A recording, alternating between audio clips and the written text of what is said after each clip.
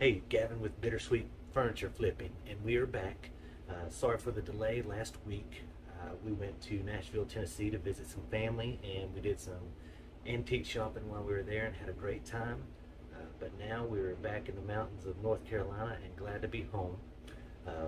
We went to Goodwill, bought a table there for $50. It came with 6 chairs, and we are going to redo this table and paint it and see if we can flip the table. A lot of you are asking about the last video, the dresser that I did from Ashley Furniture. It turned out really well. Really excited about it. Thank all you guys who've watched that video. Wanted to give you a little update on it. I purchased that dresser for $40 off of Facebook Marketplace, and ended up selling that on Facebook Marketplace for $500. So made quite a bit of profit from that. So we're excited. Hoping to do the same thing with this table. Hopefully it turns out well, and hope you enjoy the video. Again, all of you that commented and liked the video, the first video, and have subscribed, thank you so much. I really appreciate it, and all the encouraging words and the condolences for my mother, and just the great job from everybody is inspiring, and I never knew how much warmth that could make you feel, and I really appreciate it. So without further ado, we'll get started on this table and see how well it turns out. If you haven't subscribed, hit the subscribe button and support us. Hit that like button and leave a comment down below. And again, we're doing this video to share what we know, what I know, what I've learned along the way, and also with me not being as experienced, to gain some knowledge from you guys. If any of you out there have some wisdom and some tips, and which a lot of people have shared some tips with me, and I really appreciate it. I really love this community, and thank you guys. Okay, here is the table. We paid $50 at Goodwill for it. It came with 6 chairs. It's got some discoloration on the top. Looks like some water damage and some pretty deep scratches. But overall it's sturdy. The chairs are sturdy. The legs are good on the table. No bad warps. Thought it would look good with the farmhouse look on it. I'm using my Ryobi Orbital sander. Started off with a 80 grit and just went to town. I didn't use any stripper on the top. It had a pretty thin top coat, so I just used the sander straight away. I need to hone my skills on using the stripper for the top coat. Somehow I always end up spending a couple extra hours trying to get that stuff off. So I need to go back and watch some videos on best practices for that.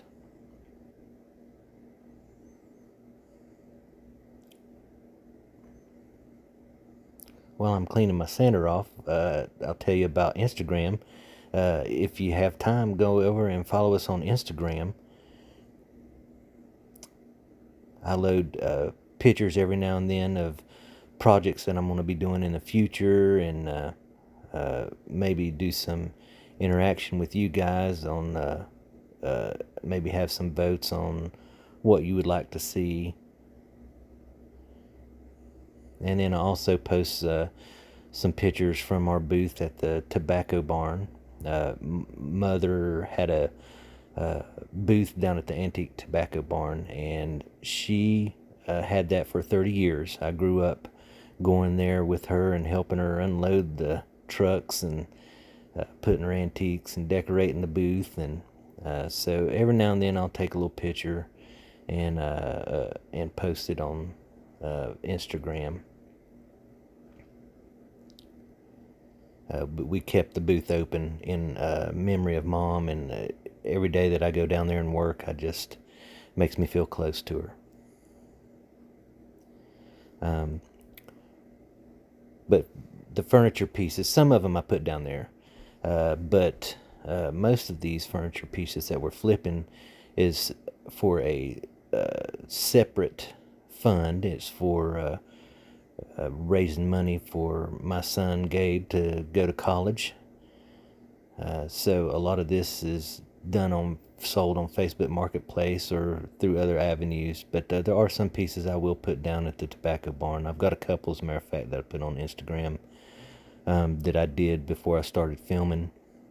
I had a really beautiful cabinet that I did that Gabe picked the color out on, and he did really well.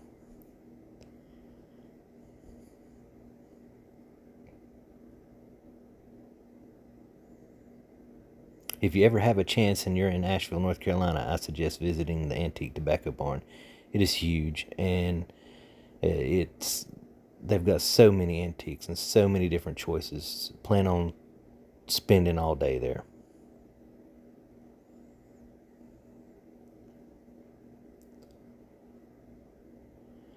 So I did my sides. I'd use the Orbital sander. Sometimes I'll use the sponge, the sanding sponge. But here I just did the Orbital sander. If you do this, be really careful. If you use a sander like this, if you just lightly touch it, don't try not to round off your edges if you don't want to change the form of whatever you're sanding. But I just keep it flat, and I don't stay in one spot long at all, and I just lightly go over it just to get it sanded.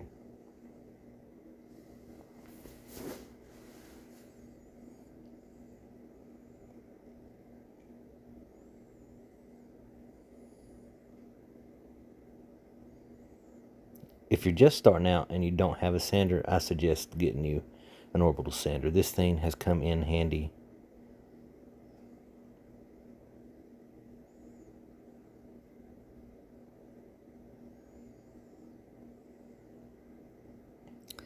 And as always, I'm washing off before I paint. A lot of times I like to wash before I even do any sanding. That way I don't gum up my sander or my sanding paper.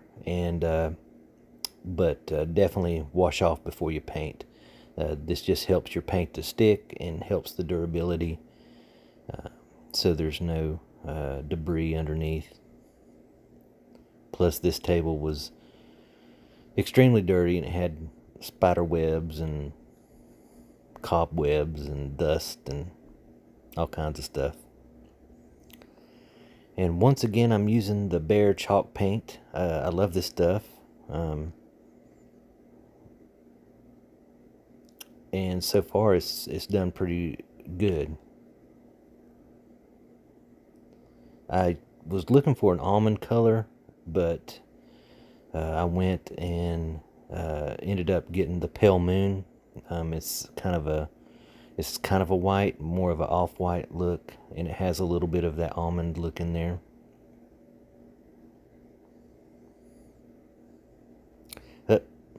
I really need to invest in a utility table and a rolly chair to be able to move around and put my stuff on. Clumsy sometimes. And I don't know if it's just my OCD, but I like to use the paint on the lid first. I like to make sure I use all my paint.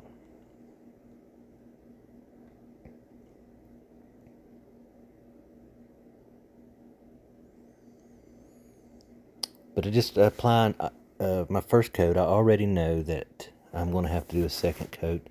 Make sure not cover everything, but I know that there's going to be some of this wood shining through, especially since it's a darker color wood. But I'm careful to not apply too much paint so that I don't have big drips and ugly looking brush marks.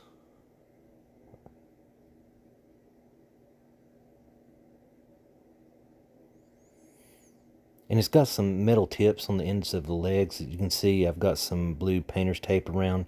I wanted to leave those natural looking. And I didn't want to take them off. They're nailed in. And I just saved myself some time, taped them off.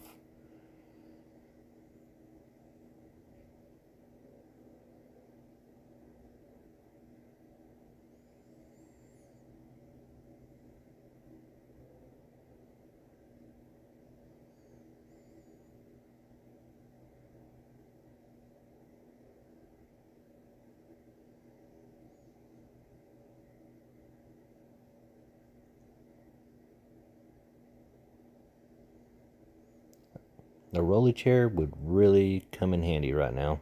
Of course, knowing my luck, I'd go off the porch over to the side.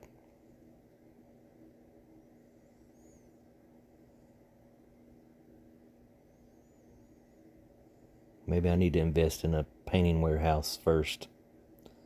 Somewhere flat that I can't hurt myself.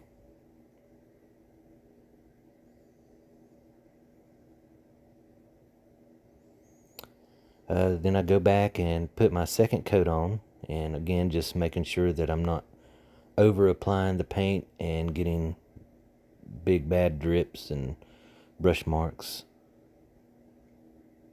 But I want to make sure I cover every inch. Trying to be as consistent as I can with my painting.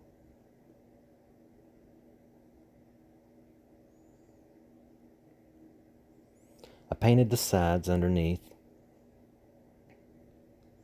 Just went in with the tip of my brush to get the edge there.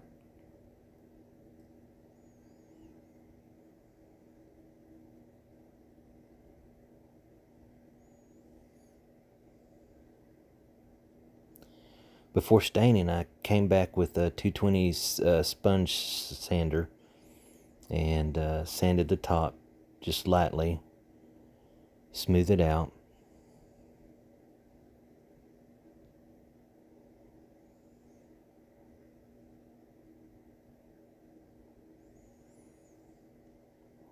And I'm using the Varathane oil-based stain. I'm using the smoke gray. And I'm pretty sure this color is going to look good with the pale moon color of the Behr chalk paint. But I always use the sponge paint brushes for applying my stains because they are so cheap. And using them on that stain, I have found that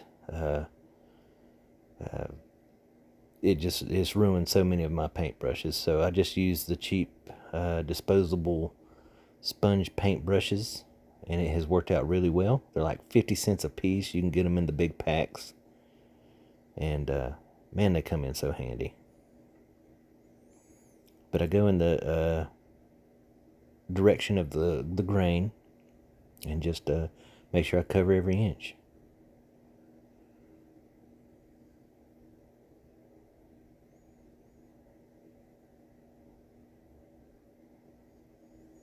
And this smoke gray, I was so proud of it. And it looks so good when I was done. I come back and wiped off. I was looking over and I was so happy, but you can't help but miss the big old spot right smack dab right there. And I sanded it and sanded it and sanded it, and the more I sanded it, the worse it came out. I don't know what it was. So I had to redirect myself, and I painted the top with the pale moon paint. Yeah, I don't know what that was. It just, the more I sanded it, the worse it got, and I just could not fix it. So I decided, after painting it with the pale moon chalk paint, that I wanted a darker look. So I came back with the smoke gray stain and just washed it with that stain. And even with that paint on top, that wood still soaked in that stain. And it looked really good. It turned out great, I think. But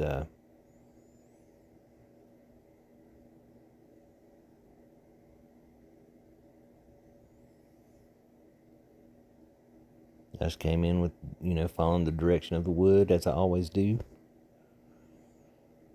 Come, and after a little bit, I wanted to test it, so I wiped off right here.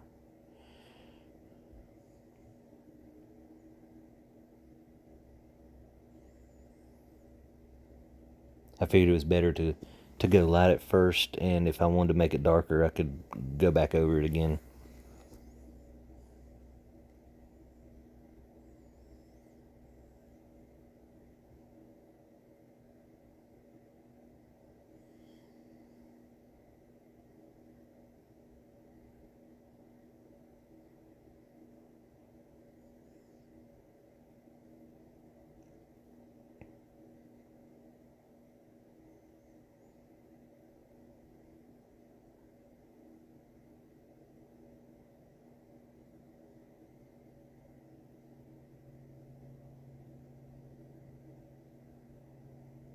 I love how it looked. After I wiped it off, it left some character in the lines, and there was a couple marks on top of the table, and it just made it look pretty good.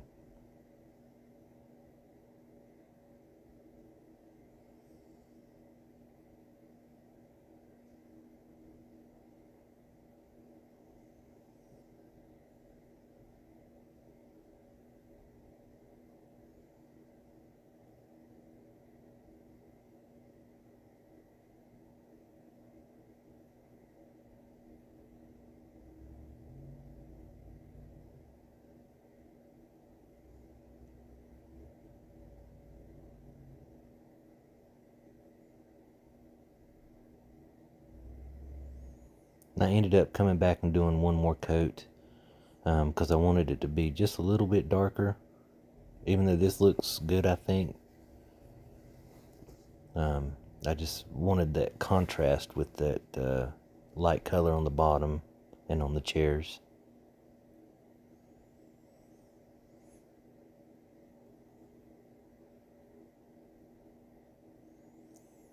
And I came around and got my sides.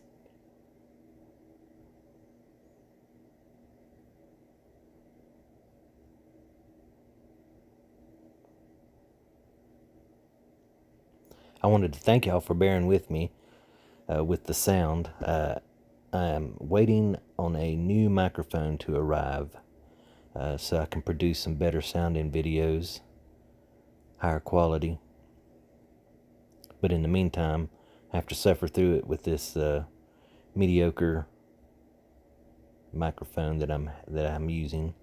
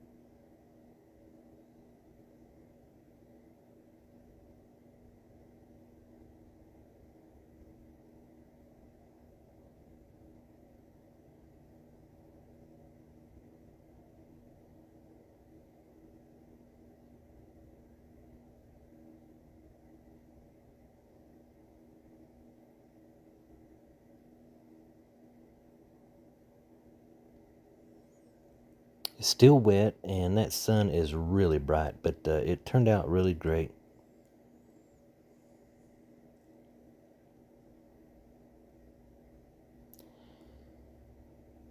So after it dried, I am using the Varathane triple thick polyurethane. It's self-leveling, and I just apply it by brushing in the direction of the grain. And after I get it coated, I come back over it and nice, even, consistent brushes all the way across, just to make sure, minimizes any brush strokes, even though it is self-leveling. I don't want any build-up or uneven spots.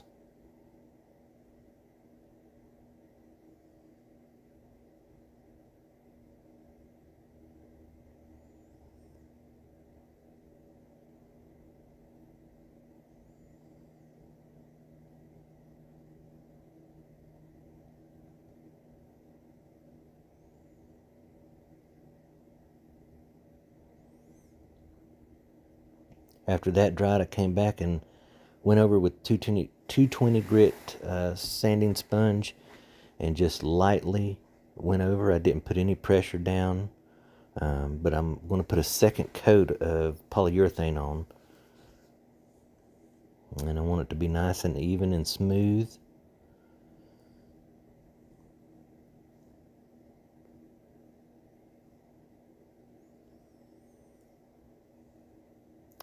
but I think it turned out great. And I will show you a picture here at the end of how it looked. But again, thank you guys for watching, and I really appreciate it.